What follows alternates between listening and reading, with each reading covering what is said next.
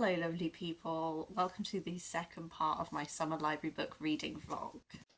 Dooby dooby dooby dooby dooby dooby dooby dooby dooby doo. Dooby dooby dooby dooby dooby dooby dooby dooby Sophie vlogs.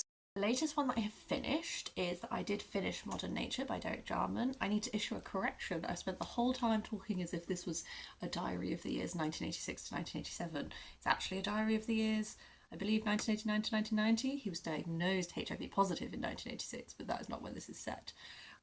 Did I read the whole book and then realise that? Yes. This was absolutely gorgeous. I really loved it. I've talked about it quite a lot in that first video, so I will just summarise my thoughts by saying that I actually found this deeply moving as it went further and further towards its conclusion, as he is grappling with his own health and the other friends that he knows who are experiencing the AIDS epidemic. He actually passed away a few years after this. I loved all the garden moments, this, somewhat barren garden that he puts so much effort into, and how much he loves gardening and all of these memories he has of plants and everything. I found the glimpse into his filmmaking process really, really interesting. I want to see some of his films. I really want to see, he did a film adaptation of Christopher Marlowe's play Edward II, which he is sort of beginning to conceive of doing in this. That one I already really wanted to see. I now want to see some of his other. I have seen Caravaggio. I think that's the only Derek Jarman film I've seen, but there's a few others that he's talked about in here that I do really want to get to. So I actually loved this. I found it really moving. The book I am currently reading is the other one I talked about in that video briefly, which is Matilda, Empress, Queen, Warrior by Catherine Hanley. This is a lovely, accessible biography of the Empress Matilda. Where I'm currently at, her throne has just been usurped.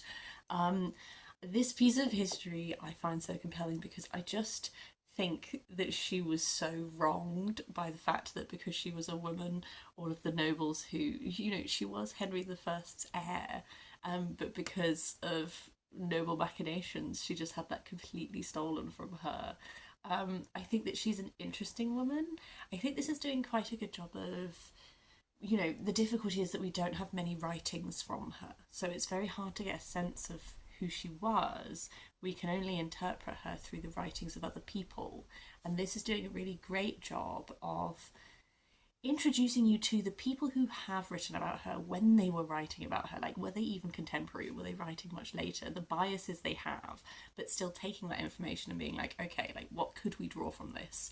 I think that is it's being very nice and like transparent with when it is being like, okay, let's try and interpret this, and I really appreciate that. It's just under 300 pages, so I'm actually finding this one to be like a really quick read, which is really enjoyable. Books that I had already mentioned that I have out from the library are, I have The Liar's Knot by M.A. Carrick. This is the sequel. This is part of the, I think it's called the Rook and the Rose trilogy. I did a brief plot description, the first book in this series, which I currently can't remember the name of. It's really early, guys. It's 6:15 in the morning. I said it's like a Venetian-inspired world. There's a lot of complex politics going on. We are following this con woman who's conned her way into this family. There's this fugitive figure called the Rook who is like champion of the people, seeking justice against these ruling families. There's a lot swirling around. The first book, it took me about a third of the way through it, I was like, I still don't see how all of this is coming together. But by the end, I actually was like, oh yeah, I enjoyed that. So I'm hoping to continue that series. I have my lovely chunky Tove Jansson biography. This is Life Art Words, the Authorised Biography by Boel, Weston. Having my soft moon in summer over July as well. I really hope Tove Jansson is as cool as I think she's going to be, because I've really invested in her this year. I really do want to sink into this chunky biography soon because I think that she seems really fascinating. And then I also have this big book about Marc Chagall, the painter, that I want to dive into at some point. I've had 3 holds come through from the library as well. So Perilous Times by Thomas D. Lee was a recommendation from Sarah's Reading Diary, who I keep talking about on my channel because I'm really taking on her recommendations. She messaged me about this one because she thinks I'll like it. This is like an Arthurian retelling, but also let me just read it. Perilous Times is a fiercely entertaining contemporary take on the myths of Camelot, which asks, what happens when the Knights of the Round Table return to fix the problems of the modern world? So I think it's grappling with like environmentalism, like a lot of the problems that we have now, bringing the Knights of the Round Table back and seeing what they do with that. It's also been compared a little bit on the back to like sort of Terry Pratchett. It seems to be like witty and satirical. And I like Arthurian retellings. I like Arthurian retellings that are engaging with the myth and like doing something interesting, that kind of thing. So I do think I'm going to try and get to that one quite soon. The next book is also a recommendation. I'm currently forgetting who recommended it, but someone in when I did my science fiction, when I chatted you through my science fiction shelf, recommended Italo Calvino to me. And I had actually listened to an In Our Time podcast episode on him already. But someone said that they think that I'd really like, and then they listed a few of his works, including the complete Cosmicomics, which is not necessarily science fiction. It's like stories, like telling the story of the universe. It's witnessed through the eyes of Cosmic Know-It-All, and then I do not know how to pronounce that name. QFWFQ, an exuberant chameleon-like figure who takes the shape of a dinosaur, a mollusk, a steamer captain, and a moon milk gatherer, among others. It seems like it's going to be very I guess whimsical, inventive, hopefully quite clever. I don't know. I think it sounds really intriguing. So I put the hold on at my library and that's come through. And then the final book that's come through so far, this one has a hold on it. So I kind of have to read it as a priority. This one is for my Read the World project for the country of North Korea. This is Black Girl from Pyongyang in Search of My Identity by Monica Macias. Monica Macias was the daughter of, at the time, in the 70s, the president of Equatorial Guinea. But she was sent to North Korea when she was 7 to be educated there. And she grew up in this like military school in North Korea because their countries were allies. But then her father was overthrown in a coup. She's obviously writing this as an adult. And I gather from the back that, she felt very rootless. She's lived in lots of different places. But that this is maybe like a response to how other people perceive like North Korea, where she grew up and all that kind of thing. I just think that when I read the blurb of this, I was just like, that sounds like such a unique upbringing / life. So I'm really intrigued to read this one. I'm gonna have to prioritize this one because I cannot renew it. But yeah, I do actually already have a few other books that are gonna in transit to my library, so there will be a few more added, but that's just the start point. I'm gonna hop off. I'm gonna do some reading. I don't know if I'll have any updates for you before the weekend, but at the weekend I'm going to Fantasy Forest, which is a fantasy festival at Sudley Castle, which has a lot of fun stuff going on. So hopefully there'll be some footage that I record there that I can insert here for you. Hello lovely people, we have made it to Fantasy Forest. I am in my fairy best. We're in the little knotted garden. There's a really nice bit of Sudley Castle that I was hoping to do a little update from, but everyone takes their photographs there, so instead we've come to the quieter zone.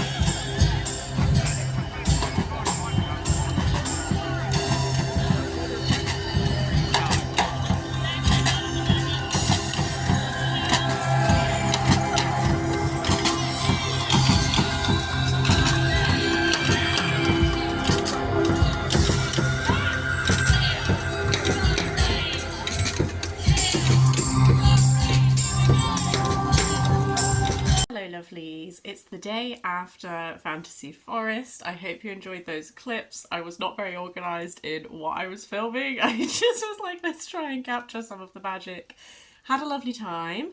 I picked up these little Luna Moth earrings, which I really like, which is from Grace Moth. I also got this bookmark, which I'm going to give to my friend because they're really into moths and they might be getting a moth tattoo. So when I saw someone who was doing loads of moth things, I was just like, it feels like it needs to happen.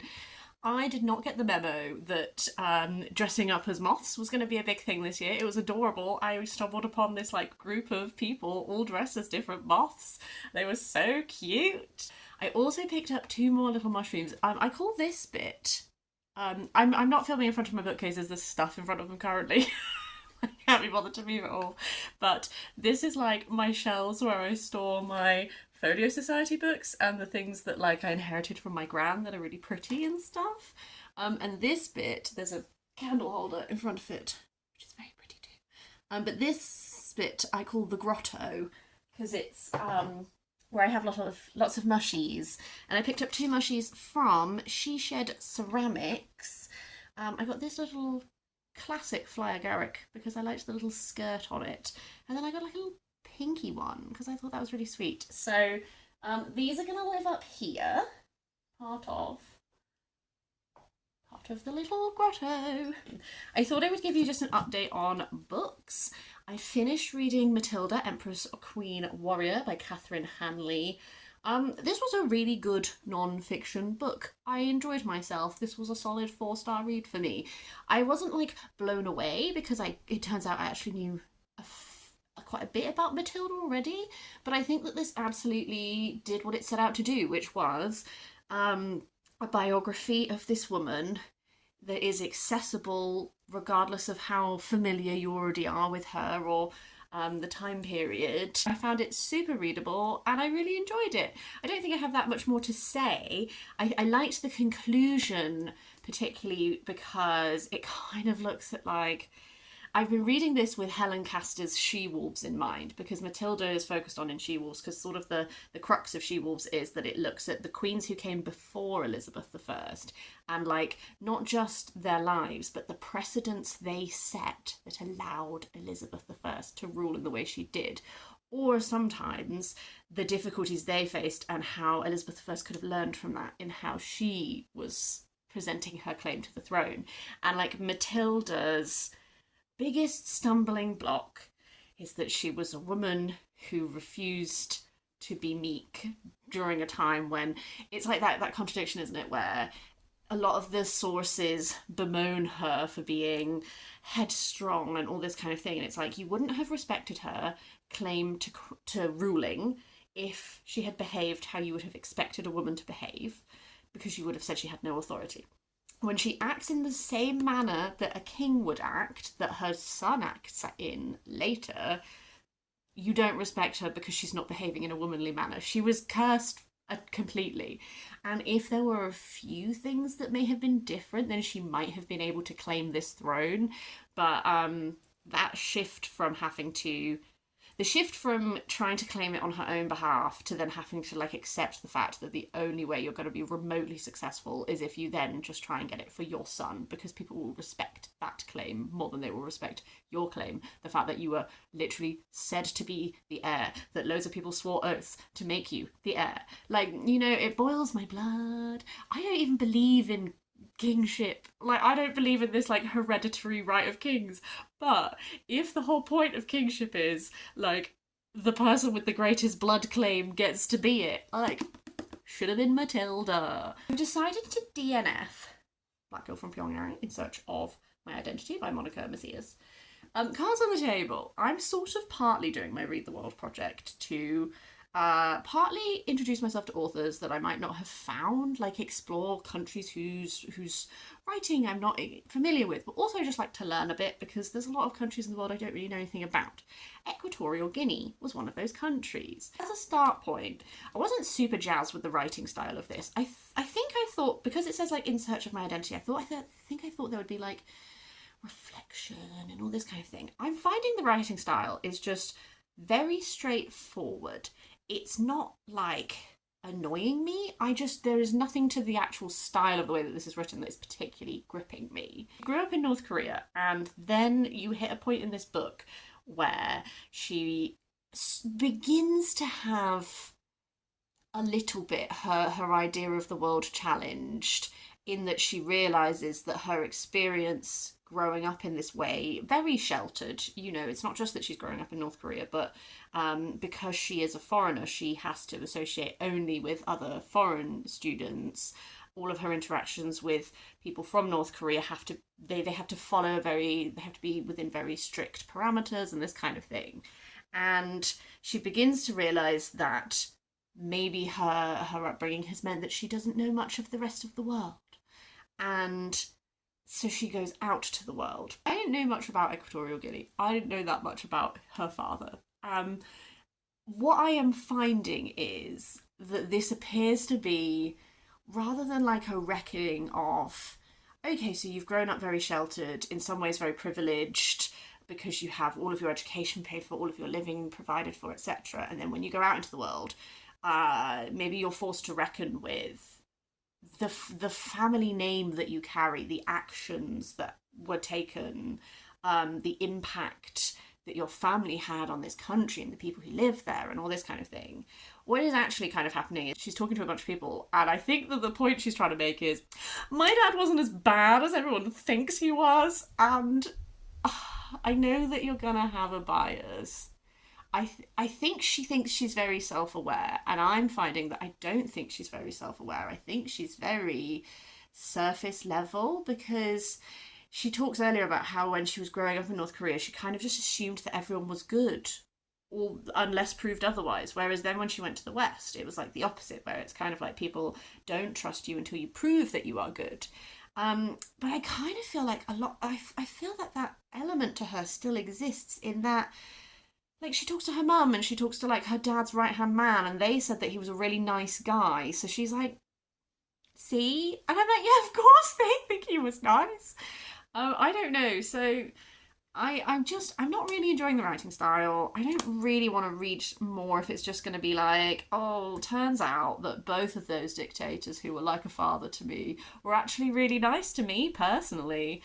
So I'm just going to DNF it, because frankly someone else wants to read it, and I'd rather just return it so that they can read it, because I'm not really interested in the rest of it.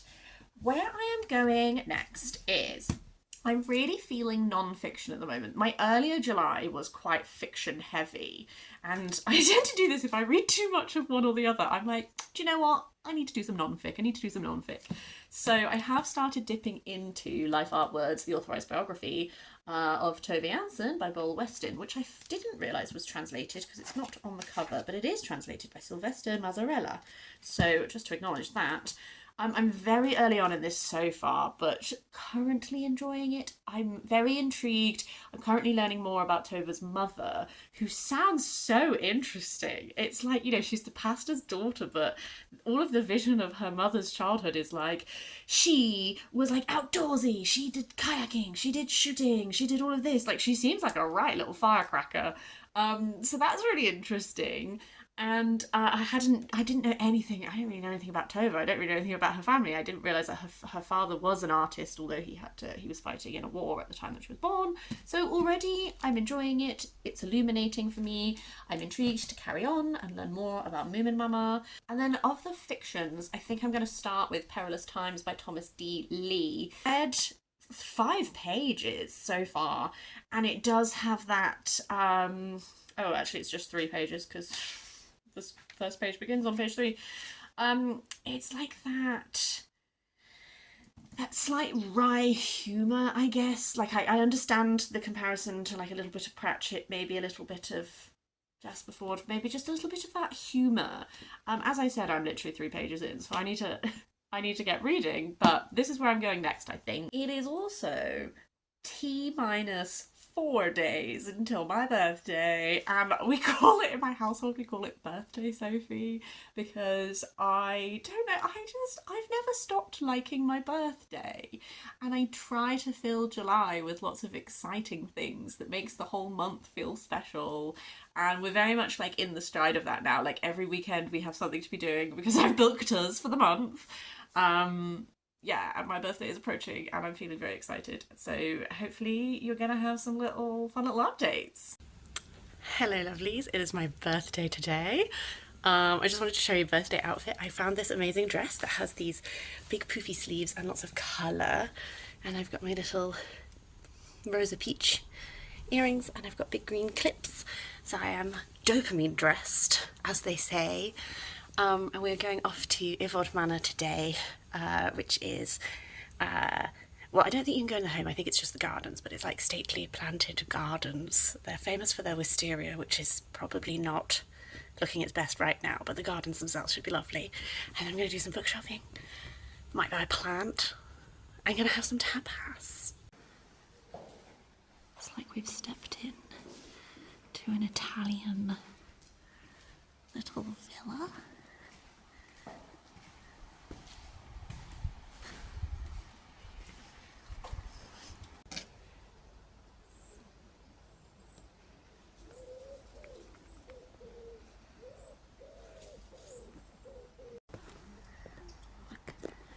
I feel like I am in Italy. I go down some little steps.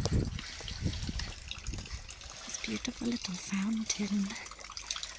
And then if you go down those steps, that's where the house is, but the house is not open to people.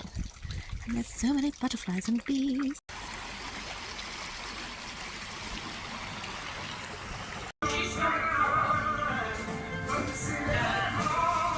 Come upon me. The windows are open. The cool air is coming in because it has actually rained for once. I have been drinking my tea from this lovely mug that my dad got me for my birthday that I am obsessed with. And I just thought I'd give you a little book update. So I have finished Tove Jansson Life Artworks. I meant to do a check-in when I was like partway through this to let you know how I was feeling, and then time has passed and I've just read the whole thing.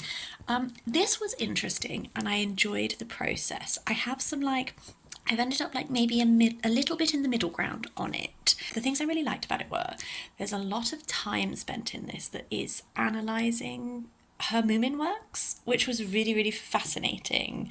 It was really interesting to get a bit of an understanding of certain characters are self-inserts or references to people in her life and that kind of thing, and to see the I guess Moomin fever that happened this.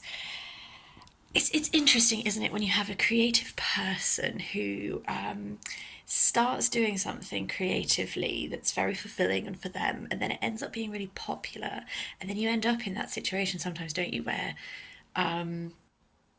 the pressures and the things that people want from you versus your wish to just be a creator and stuff like this. And I found that discussion was really intriguing because the Moomins got so popular that they sort of overshadowed a lot else of Tova's life. She considered herself a painter before she was a writer, and that the need to do the thing that makes you money so that you can live and support your family, but also the wish to be creatively fulfilled and not just relentlessly creating the same thing because people want that.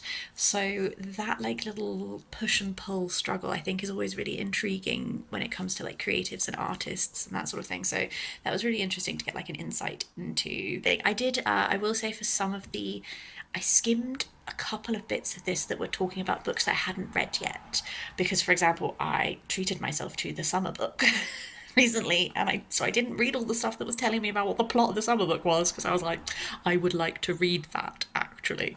The downside, I would say, of this, which potentially comes from it being an authorised biography, I did find that, well, I've come away from it and I'm actually, I think I need to read another biography of her, because yes, we had all this wonderful, the latter half of the book is a lot of analysis of her work, and it's not that I know nothing about her life, but boy howdy, I'm very light on the details. I felt like her early life, I got quite a lot on actually when I first started it, and it was talking about her parents. I didn't know anything about her parents. I didn't know that they were both artists as well, and this sort of thing. So the early life, I would say you get a lot more on, but then as time goes on, like I still don't understand. So, like, for a very long time, she was in a relationship with a woman called Vivica.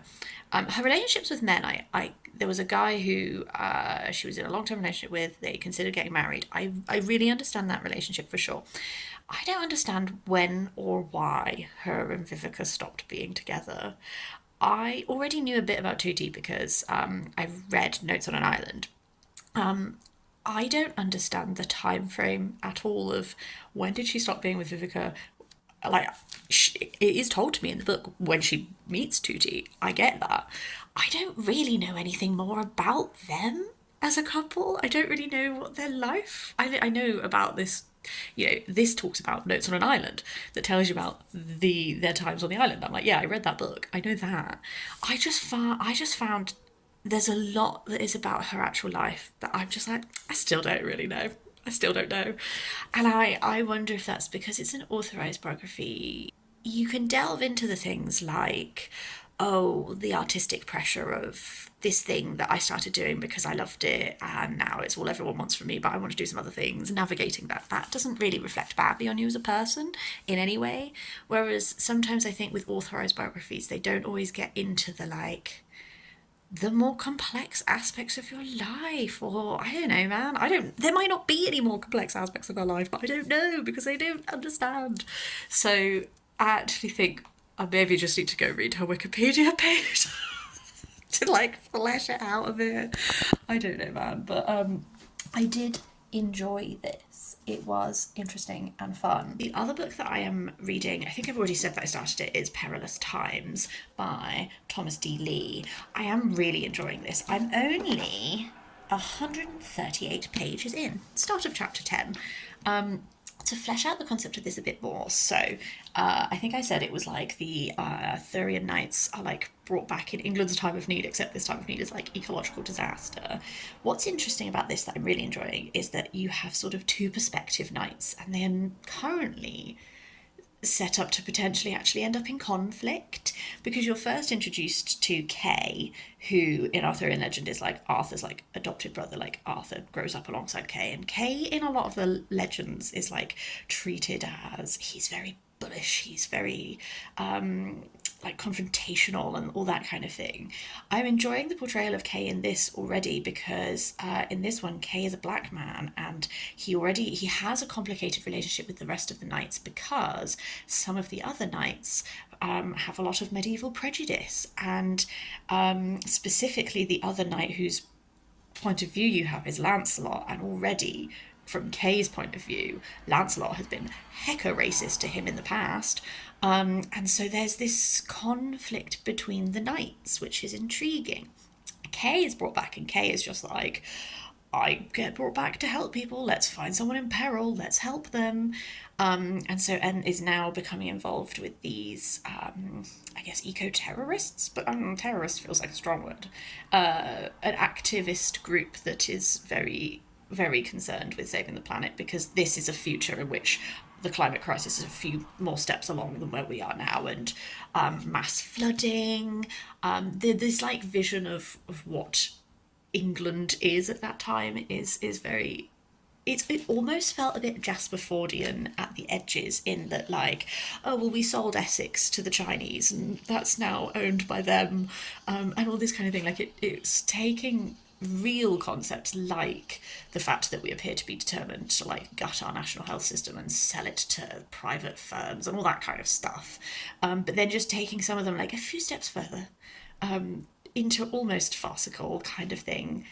So Kay is very much set up with like this, like he is, and there's a dragon, and he's like, baby, we gotta solve that, just kill that dragon. Whereas Lancelot has been brought back more formally in that Christopher Marlowe is a character in this, and Christopher Marlowe has raised Lancelot. So Kay has just been raised by this magic thing, this magic pact they have, whereas Lancelot has been specifically brought back by Christopher Marlowe as an agent of the government. And whilst I'm still not 100% like, Christopher Marlowe is like, wants Lancelot to do some stuff for him, and they're not necessarily explicitly being set up to be in conflict, but I get the sense that what the government wants versus what these people who are very passionate about, help trying to save the blooming world, will end up being in conflict. What has been interesting is these hints of the other. Oh, sorry, my bookmark's coming out. Do you want to see my bookmark? Seeing as it's trying to make itself known. I got this at Thought Bubble Festival a long time ago. It's a fan art of someone, but I don't know who it is. I just thought it looked really cool. So there have been glimpses of the previous times that they've been brought back, and what they've done, and all this kind of thing, the other conflicts they've been involved in. Lancelot's character is intriguing, and from what Kay has said, I'm also inclined to not like Lancelot, to be honest with you. And this like aligning him with the government and everything, like they both have it at the edges where they're both just tired. Like, they're so old, they just want to go back to sleep, you know?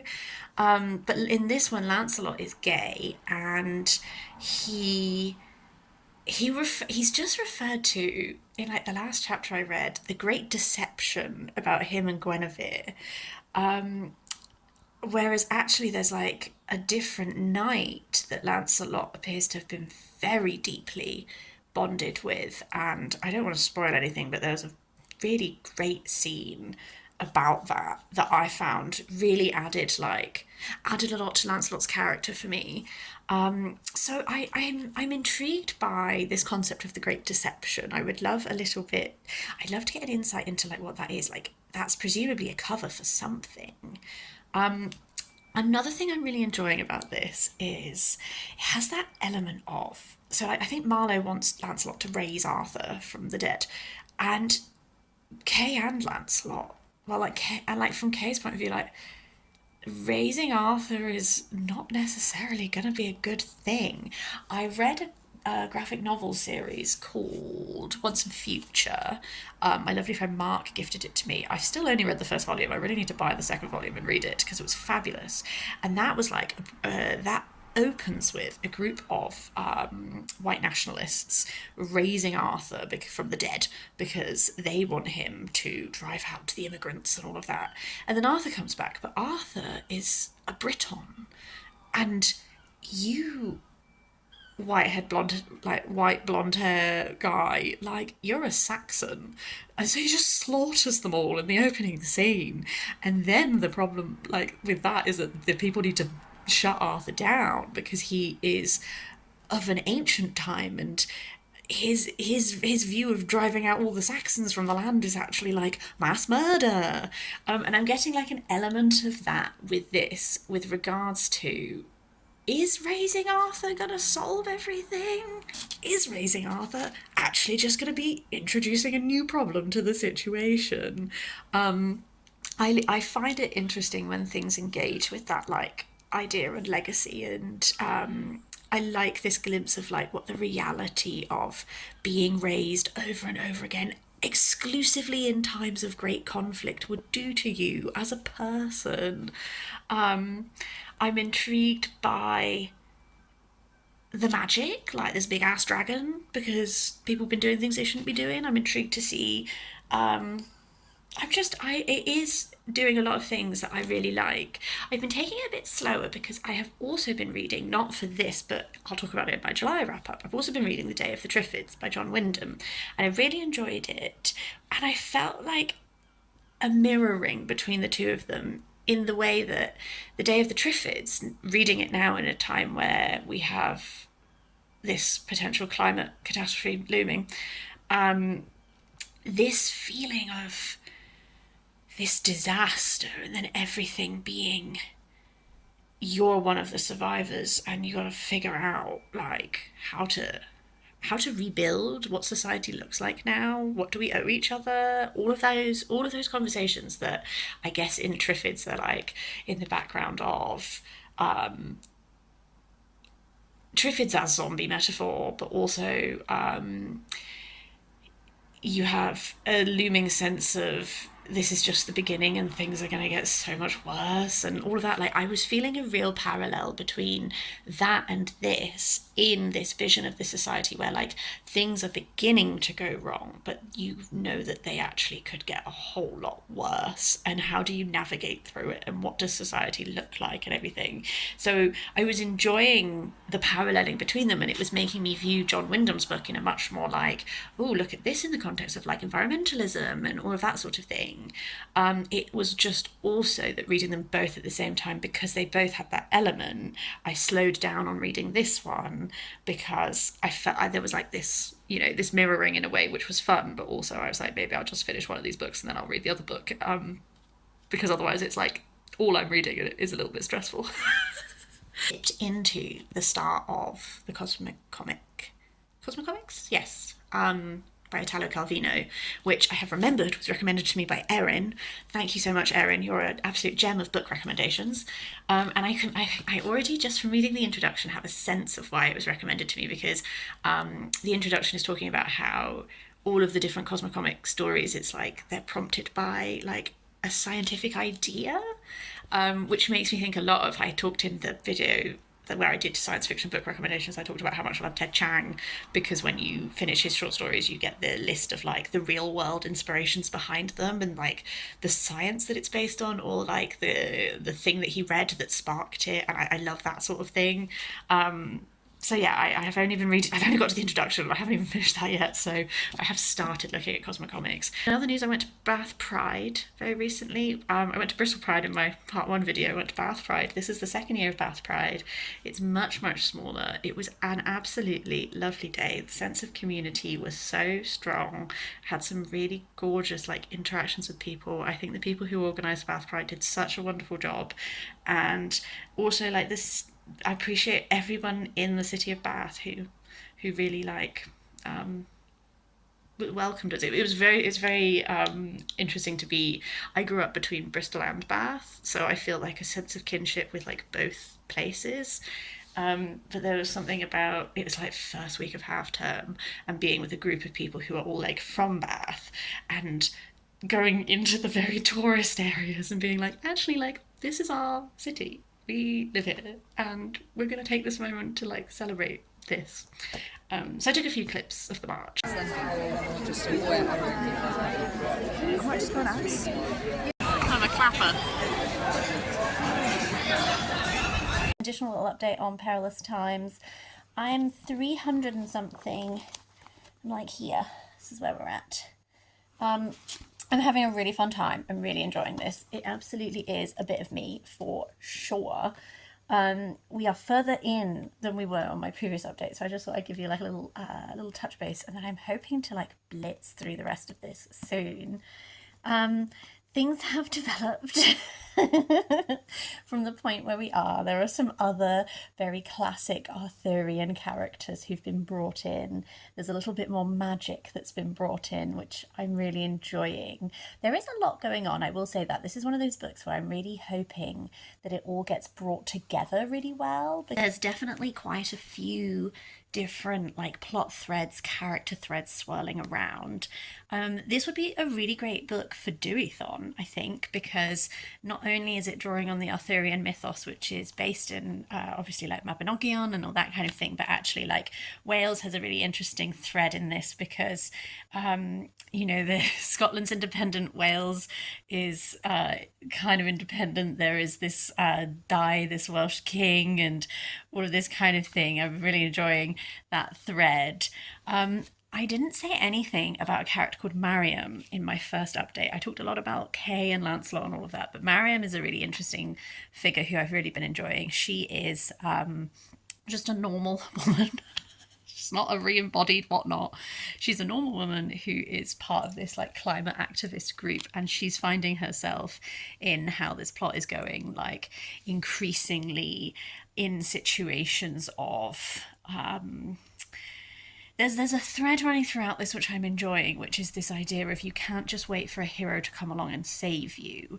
It's a lovely thing to feel like it's not your responsibility to do anything, but actually change happens when lots of people take responsibility and act and all of that. And that's a real journey that Mariam is having of beginning to be that person who is taking the responsibility because someone has to.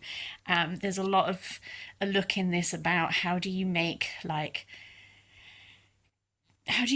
coalitions, I guess, like how do you band together with people when it's like you have all of these differences, but is your commonality enough to get you through?